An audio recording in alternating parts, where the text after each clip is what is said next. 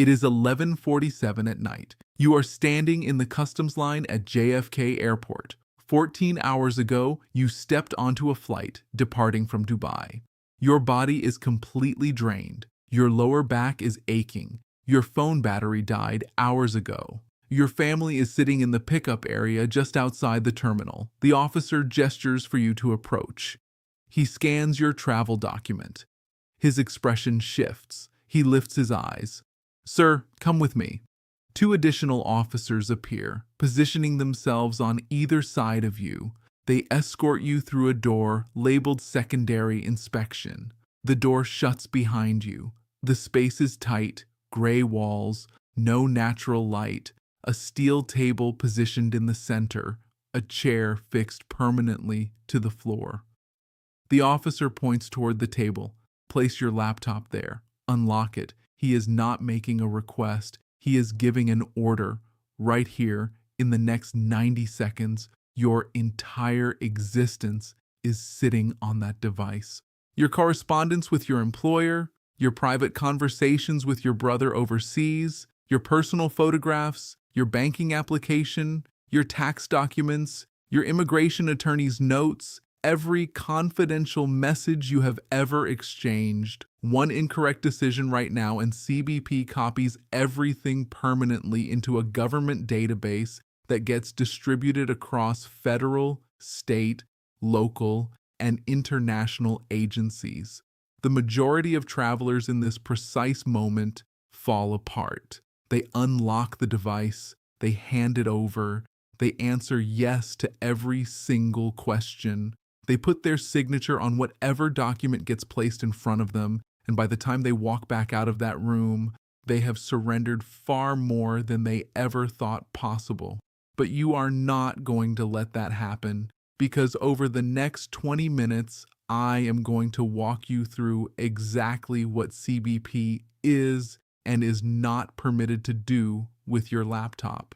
The precise words to use, the single action you must take before your plane touches down, and the 3 critical words that offer you protection under the updated 2026 directive.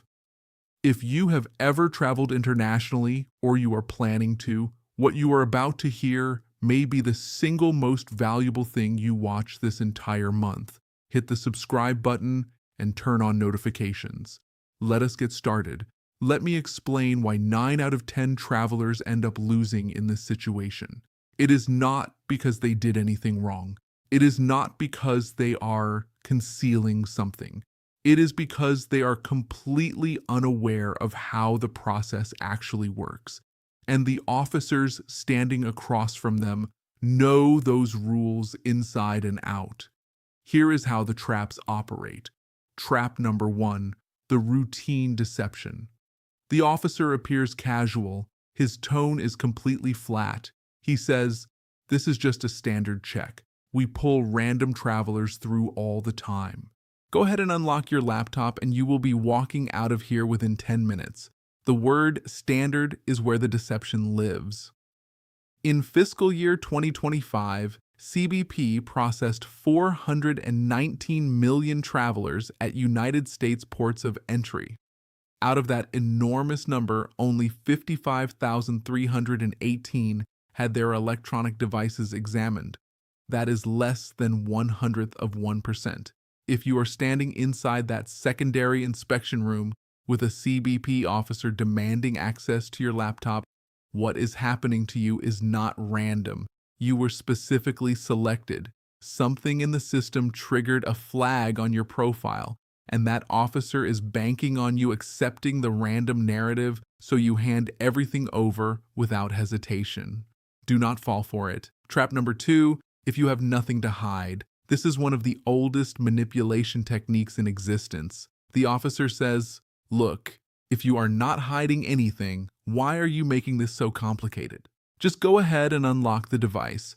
The more time you waste, the longer this whole thing drags on.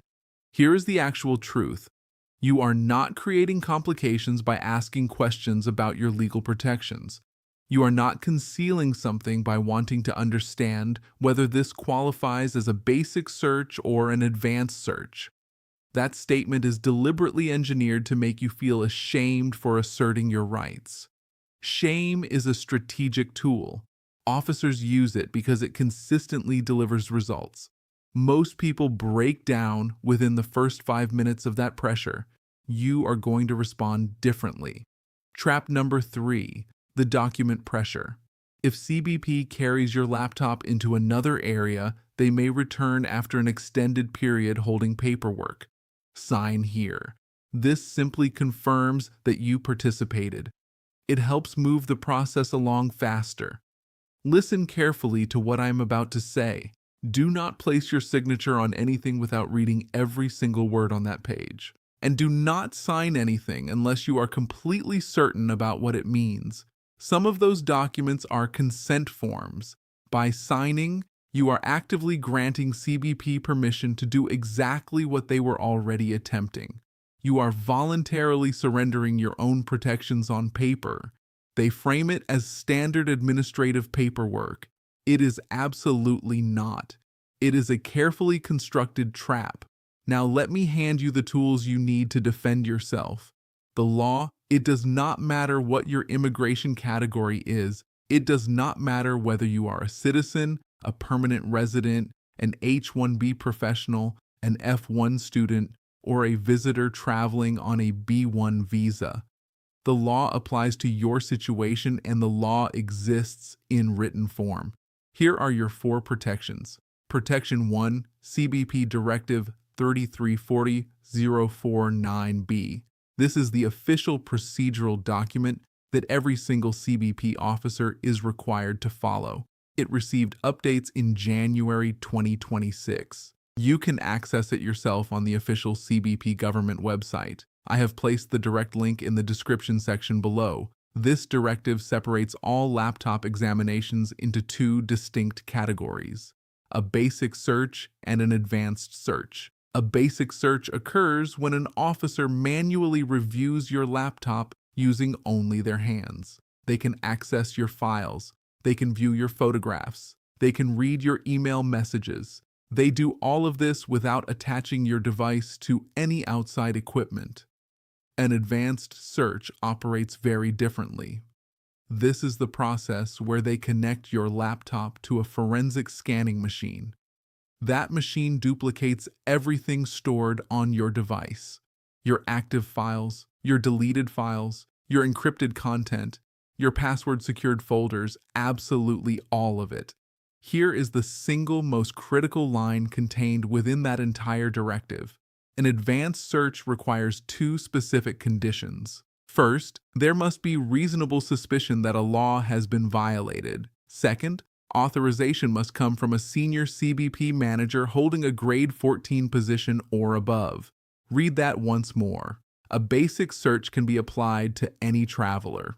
An advanced search requires documented suspicion combined with supervisory sign-off.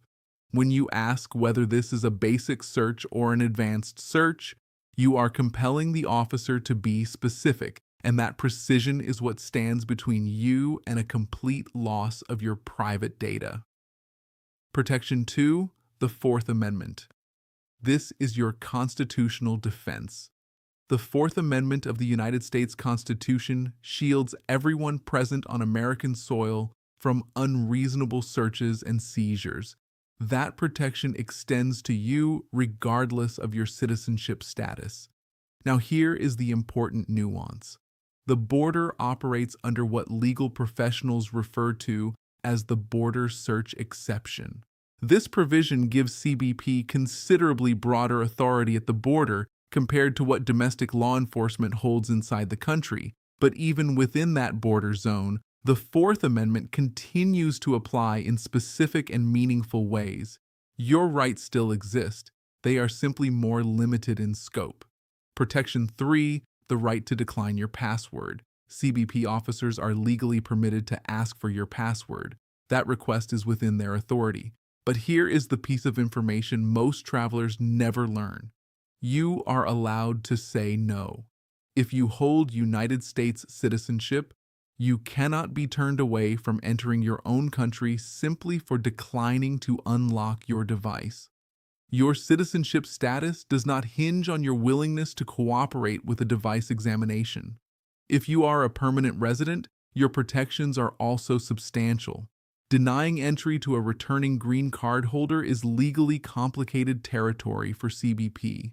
Your device may be held temporarily, but your residency status cannot easily be stripped away solely because of a refusal. If you are traveling on a visa, the situation becomes more challenging. Declining to unlock your device can result in being denied entry. This is documented within CBP's own official procedures.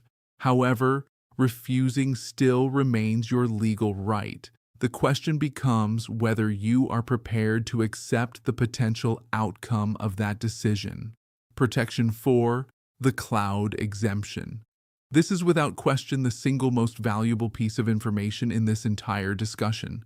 CBP officers do not have authorization to examine data that lives in cloud storage. That covers your iCloud account, your Google Drive, your Dropbox, your Microsoft OneDrive. All of that information resides on remote servers, not on your physical device. Under the updated 2026 Directive, CBP is required to disable all network connectivity before conducting any device examination. That requirement is spelled out directly in their own rulebook. Why does this matter so significantly? Because if you log out of every cloud-connected account before your plane lands and you activate airplane mode before surrendering your laptop, everything stored in the cloud becomes completely invisible. CBP has no pathway to reach it. Their own regulations prohibit them from attempting to reach it. Your locally stored files are exposed. Your cloud-based files are shielded. Commit that distinction to memory. It will protect you when it counts. Here is your complete action plan. Memorize every step. Practice going through it. Walk your family through it tonight. Step 1. Before your flight departs. The preparation begins before you ever board the aircraft. 3 days before your scheduled departure, take care of the following. Back up every piece of content from your laptop to cloud storage. Photographs, documents, professional files, personal conversations, everything without exception. Then remove the local versions from your device. Log out completely from every cloud-connected service, iCloud, Google, Dropbox, WhatsApp, web, every single one. Do not simply close the application. Log out entirely. Clear out your trash folder. Clear out your downloads folder. Erase your browser history. Remove your saved login credentials. By the time you walk onto that aircraft, your laptop should contain virtually no sensitive information. Step 2. 30 minutes before touchdown. When the flight crew announces the initial descent, take out your laptop, power it on, verify that every cloud service has been logged out. Check again to be certain. Close every open browser tab. Close every running program. Then complete the single most important action. Enable airplane mode. Close the laptop. Place it back inside your bag. You are now prepared for what may come. Step 3 at the CBP checkpoint. Remain courteous. Remain composed. Stay completely calm. Present your travel document. Respond to basic questions about your travel purpose. If the officer clears you to proceed, walk forward without hesitation. If the officer says, "Follow me towards secondary inspection," do not resist. Do not show signs of panic. Accompany them without incident. Once inside that room, allow the officer to speak before you say anything. Step 4. When they request your device. When the officer instructs you to place your laptop on the table and unlock it, a decision point has arrived. Option A is to comply immediately. Set the laptop on the table, unlock it, and allow them to conduct a basic examination. This is the path the overwhelming majority of travelers take. Option B is to ask clarifying questions first. This is your legal entitlement. Use this exact phrasing. Is this a basic search or an advanced search? If the answer is basic, your protections are more limited. They are permitted to review your laptop by hand, but they are not authorized to duplicate its contents. and they cannot retain your data beyond what the guidelines permit. If the answer is advanced, follow up immediately. Under the 2026 Directive, advanced searches require documented reasonable suspicion and approval from a supervising officer. Can you confirm that both of those requirements have been satisfied? You are not being disrespectful. You are not obstructing anything. You are simply quoting their own official procedural document back to them. Step 5, the password moment. If they request your password, 3 paths are available to you. Option A, enter the password yourself without disclosing it verbally. Do not speak the password aloud. Do not write it on paper. Simply unlock the device using your own hands. Option B, decline politely. State clearly, I would prefer to consult with my legal representative before granting access to this device. Option C, provide full cooperation. Hand over the password entirely. The most appropriate choice depends on your specific immigration category, the nature of the content on your device, and the particular circumstances of the moment. But regardless of which direction you choose, hold firmly to one rule. Never deceive a federal officer, never input a false password, never pretend your device is malfunctioning. Lying to a federal agent is a criminal offense. Declining is not. Step 6. When they retain your device.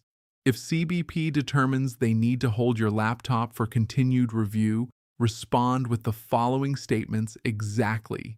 I am requesting a written receipt documenting my device. I am requesting the full name and badge identification number of the examining officer. I am requesting the case reference number assigned to this inspection. These are your rights. They are obligated to provide all of that information. Then ask one additional question. What is the estimated timeline for the return of my device? Standard device retention typically runs 5 business days. Extensions are possible under certain conditions, but CBP must maintain written documentation for any extension. Record everything immediately. The officer's name, the badge number, the exact time, the location, the stated reason for retention. That information becomes essential if you eventually submit a formal complaint. Step 7. The 3 critical words. If at any point during the interaction, an officer's questioning begins to feel like a formal interrogation, hold on to these 3 words. I remain silent. Or the extended version, I am exercising my legal right to remain silent and I would like to speak with an attorney before responding to any further questions. You carry no obligation to explain your position. You carry no obligation to justify your responses. You carry no obligation to fill every quiet moment with conversation. Immigration officers receive specific training in using silence as a psychological pressure tactic. They will pause deliberately. They will hold direct eye contact. They will simply wait for you to start talking. Let them wait as long as they need to. Silence functions as armor in that room. Step 8. Once you return home. If your device was examined or held by CBP, do not treat the situation as finished once you are back inside your front door. Within 72 hours, complete the following actions. Update every password connected to every account you hold.